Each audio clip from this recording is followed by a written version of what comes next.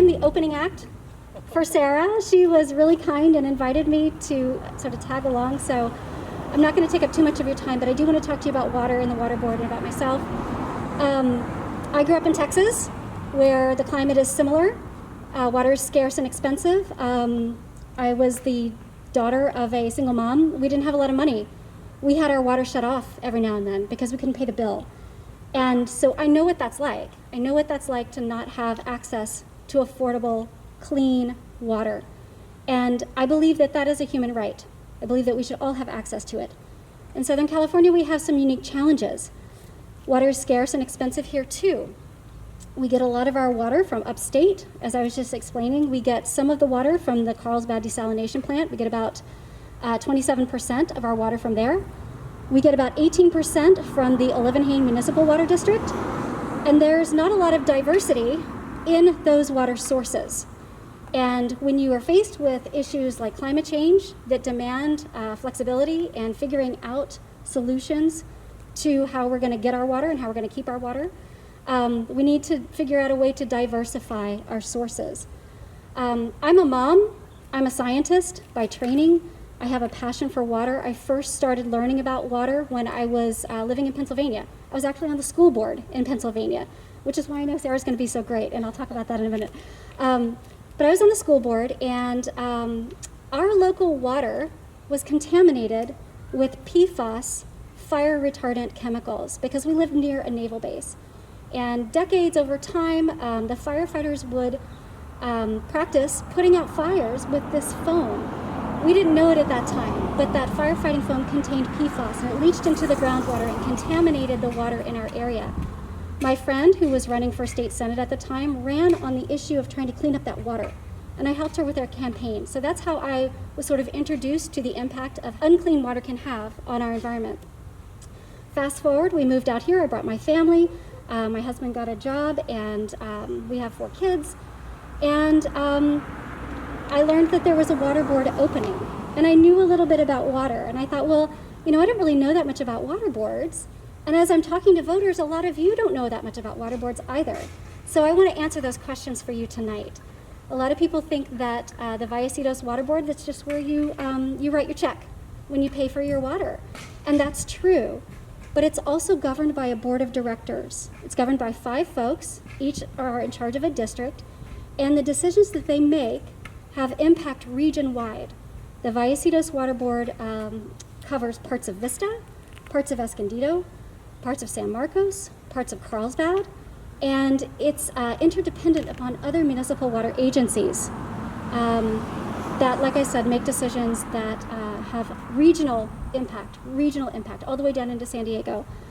The water board has 2 sources of income: the rates we pay and something called a developer fund, and that's money that the water district gets from developers when they build. How many of you have noticed that your water bill has gone up lately? I know that I have. Your water board controls the rates.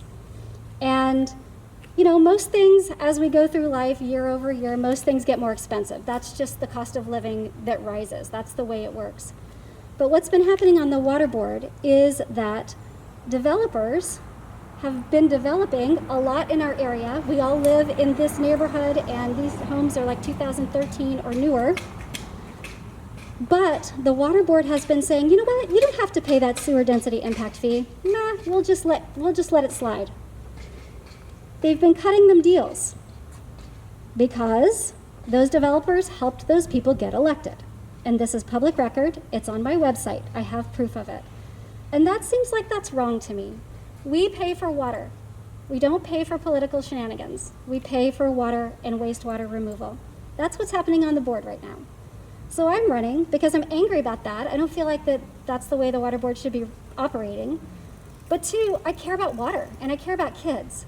And if we're giving breaks to developers and we're not minding the shop to be fiscally responsible, then that jeopardizes our water. It jeopardizes the safety of our water, it jeopardizes how we get our water, and it jeopardizes the money that we have to filter our water and test it and repair infrastructure.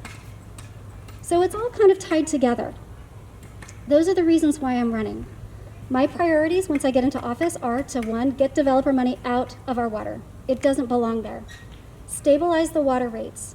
If we're not giving breaks to developers, if we're charging them their fair share, then we can stabilize our water rates. Number 3, I'm a scientist, as I mentioned. The way that we test our water right now is pretty good, but it could be better. Like I said, we get a lot of our water from Olivenhain. Olivenhain doesn't test their water as well as other places do. And I think we should be asking questions about that and finding out why not. So those are some of the priorities that I have. I'm endorsed by the Sierra Club, which I'm really proud of. I'm endorsed by a group called 314action.org. It's an organization that endorses scientists who are running for office, and I'm really proud of that too. I have a website, tiffanyboyd-hodgson.com, and I'll give all of you one of my cards, and we'll ask that you sign in so that we can get back in touch with you about volunteering in yard signs.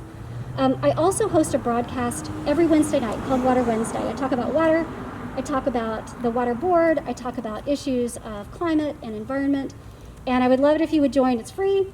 I broadcast it live on YouTube from my Facebook page and my website. So at the end, I will happily take your questions about water and the water board, because I'm finding that a lot of people don't fully understand what the water board does. But before I do that, I just want to introduce Sarah and thank her again for allowing me to take up your time. As I mentioned, I used to be a school board member.